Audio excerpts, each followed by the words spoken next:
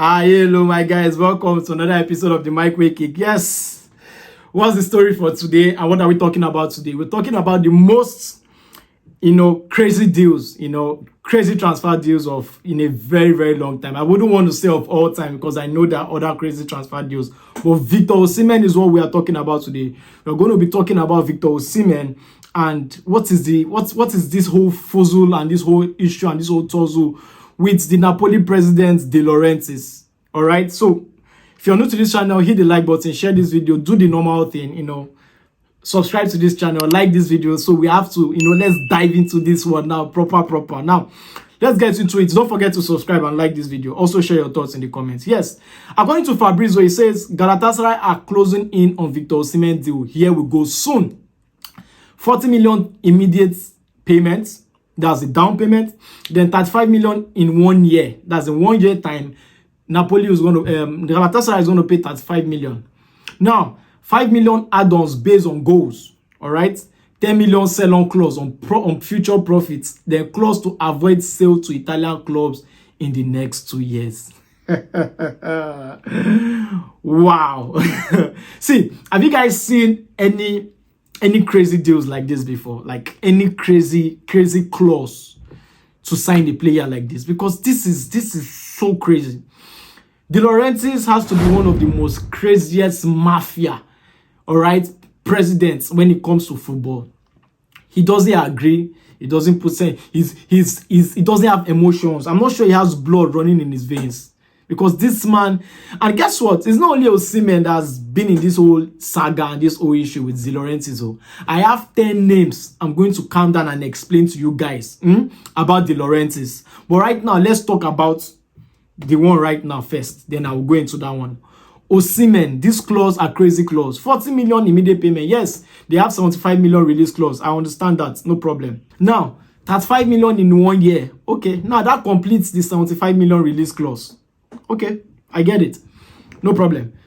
Then you are still having 5%, 5 million on based on goals. You know this guy is a goal poacher. You know he will always score goals. Last season he scored close to 35 goals for Galatasaray. And you are putting on extra 5 million for goals. Goals, which you know it is certain that he must score goals. After earning your 75 million release clause, you're still putting 5 million on goals. Not even winning the Champions League. Not even winning domestic treble. Not even winning its goals that is very, very clear. And it shows when you are desperate as a club, other clubs use you. And that is what Galatasaray I face right now with Victor Osimhen. 5 million on goals. Laurentiis, you try. This man is not just heartless. This man is wicked, like real wicked. Let's go into it. Now, 10% sell-on clause again. God, I beg you. After receiving your 75 million release clause, you are putting 5 million on goals. Then 10% sell-on clause. Like, if you want to sell him in the next, like, even if it's 20 million, 30 million, they still have to pay 10% to Napoli again. Is this not robbery? This is daylight robbery. It's crystal clear. Daylight robbery. Then still add another one again. You must not sell to any Italian club in the next 2 years. Galatasaray are really suffering. This is a very, very bad business to do. Very, very bad business. If I was Galatasaray, I would have waited till the end of the transfer window, because at that point it will be very difficult for them to be for Napoli to have a better hand, a better bargaining power than Galatasaray, because they know quite all right Osimhen doesn't want to play for them anymore. They know that they are the one at the mercy of Napoli. They are the one at the mercy of De Laurentiis, because they are the one that needs this player. They are scared that probably PSG, Juventus, or any other big clubs will come into the mix and buy this player. So now they have the opportunity to buy this player. That's why they are agreeing to this crazy and foolish and rubbish deal. This is daylight robbery. Daylight robbery. It's sad. It's sad because this kind of president should be sanctioned, because I don't know. This is sad. What's even Sporting is doing to Gyökeres right now is nothing compared to this. This is daylight robbery. Now let's move on. I'm going to give you the list of 10 players, all right, that congratulations anyway to Victor Osimhen for, securing that move. At least he has gone to his happy place. He has found a home. He has found a steady place that he wants to play. And at the end of the day, it's up to him, for him to, do well and, be better. Now, these are the 10 names that De Laurentiis have actually had issues with in the past. All right.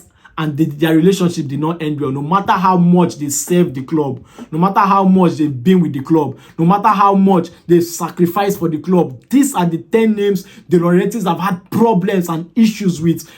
In order to probably sell them or let them go or give them new contract or something, their relationship with the club actually got broken. I'm not sure Napoli have any legend apart from Maradona, because even there are so many good players, so many legends of the club already, right? Who do not have good relationship with that club anymore. So many. Is it Hamsik? There are so many. I can count Cavani. I'll still count so many names. Higuaín, so many names. Now let's go. The first player is Edinson Cavani. He was released. His release clause rather. He has release clause issues with De Laurentiis. That's the president now of Napoli. All right. Until PSG came in 2013 and paid 64 million. Imagine paying 64 million in 2013 for Cavani. He was having this same release clause issue is what's going on. That's what happened with Cavani at the time. At the end of the day, PSG came in and swooped and bought him. Now let's move to the next person. Ezequiel Lavezzi. Let's not forget Lavezzi, who also went to PSG. Now, at the time, he was frustrated, with the whole dramatic issue with this president and everything also. The same contrast problems with De Laurentiis again. At the end of the day, he got frustrated and he had to force his way out. That was in 2012-2013 season. And he also went to PSG. That was the following season before PSG now bought Cavani. Now, we'll go again to the next person. Gonzalo Higuaín. Fantastic player. I think he scored 35 goals for Napoli that season. I can't remember, but he was the highest goal scorer in Scudetto in Italy. He was the highest goal scorer. Now, he had a massive fallout, all right, with that De Laurentiis. And De Laurentiis, after he moved to Juve, De Laurentiis called him a betrayer and everything, that he was ungrateful and all of that. And after they sold him for 90 million, to Juventus. That was a very, very, messy situation over there. Higuaín was close to winning Napoli the league at the time, until he left. They sold him for 90 million, and the next season he still got the highest goal scorer in Juventus also that season. Very, very bad relationship ended with De Laurentiis. The next person is Lorenzo Insigne. Let's not forget Lorenzo Insigne, who had contract and wages issue with that same De Laurentiis. De Laurentiis disrespected him over and over again until he left for free just 3 years ago, 2022. He left to FC Toronto. Let's not forget, he went to Toronto. He left on a free. Insigne, you remember Insigne? That kind of player, very, very good player. He has records in that club that he has actually built. He built so much relationship with the fans and everything. Then De Laurentiis actually criticized his agent. Then he left on a free, to Toronto. Then Dries Mertens. Let's not forget Dries Mertens, the Belgian Dries Mertens, who wanted to stay. Then De Laurentiis actually offered him a lower salary at the time. Disrespected him and everything. It was a very, very huge case at the time. Despite him being the highest goal scorer for Napoli, De Laurentiis actually humiliated him, disrespected him, disrespected his agent and everything. And he left. He left in 2022, the same year Lorenzo Insigne left Napoli. That's not all. Koulibaly, another player who had so many offers from big clubs, Barcelona, PSG, Real Madrid. Many big clubs actually wanted to get him. De Laurentiis refused to sell for years. He blocked all his moves. Man City came, PSG came, plenty clubs came, until this guy had to, force his way out when he was close to 30 or in his 30s already. Then he went to Chelsea. I think he was 30 years old at the time. He went to Chelsea.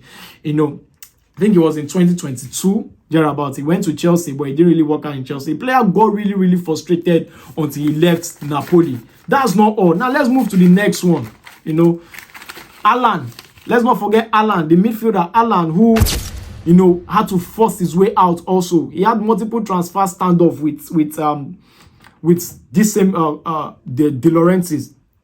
You know, De Laurentiis refused to sell him to PSG in 2019 at the time. Then in 2020, Everton came and bought him, you know, after he had issues with the then coach Gattuso at the time. He now sold him, you know, to Everton. That's not all. Fabian Ruiz, who is also in PSG right now, he had issues with Fabian Ruiz, you know, these contract talks and everything. You know, Fabian Ruiz at the time was linked to Madrid. At the time, PSG now came. You know, later, Fabian Ruiz has to, you know, strike himself, like has to make sure he goes over, you know, to PSG in 2022 after he refused to sell him. And he told him that I will not renew my contract if you don't sell me now. That was how Fabian Ruiz escaped and he went to PSG. That's not all.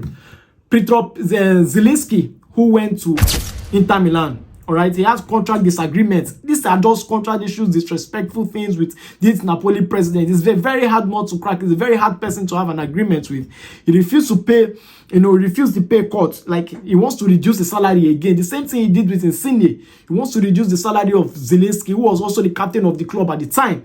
You know, here he had to leave. He left on a free transfer to Inter Milan in 2024, last season, despite being the key player, despite being that key player for that Napoli side at the time. Now, that's not all. Now to Victor Osimhen. He quoted Victor Osimhen for 100 and something million at the time, you know. Then Victor Osimhen, they even had racial issue with Victor Osimhen on TikTok, you know, had contract issues. The issue was too much for him. It was too much. Victor Osimhen, after winning the Scudetto, they signed another contract and everything, placed a release clause on him at the time. Now he's going to go for something above that price, 100 and something million. Now, once the big club comes, De Laurentiis keep increasing the money. So it was difficult at the time, coupled with Victor Osimhen's salary at the time. Chelsea came, couldn't strike the deal with, after agreeing to pay like 100 million at the time, I guess, or 80 million a thereabout to Napoli. You couldn't strike a deal with Osimhen. Now, the transfer window ended and it was only Turkey that was left. Osimhen went to Turkey on loan. Now, it was time for them to, like, okay, do a proper sale of Victor Osimhen. Now, this man is putting all this clause, 40 million payment, because Galatasaray couldn't afford one-time payment and they have to do bank guarantees and everything. Now, he said Galatasaray will pay 40 million first this year. Next year, they will pay 35 million. Okay, that completes the clause, the release clause.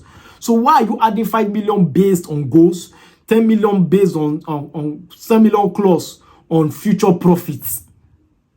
So what thing concern you? What is the essence? What is the essence of adding this again after you have sold this guy on that price that you wanted, that you've always wanted, that is in his release clause, that is in his contract? Because I think they signed last year that he can live for 75. So why are you adding more and more again? Now you are still adding 10% sell-on clause. That's a profit. Then they should avoid selling to any Italian club in the next 2 years. Is that not madness? Is that not madness? Please tell me what you think about De Laurentiis. Tell me what you think about this Osimhen deal to Galatasaray. Tell me what you think about this whole saga and everything. If you're new to this channel, hit the like button, join this family, you know, subscribe to this channel, you know, always share your thoughts in the comment and like this video. Until I come your way again next time, I remain your boy Mike Way. Stay cool. Cheers.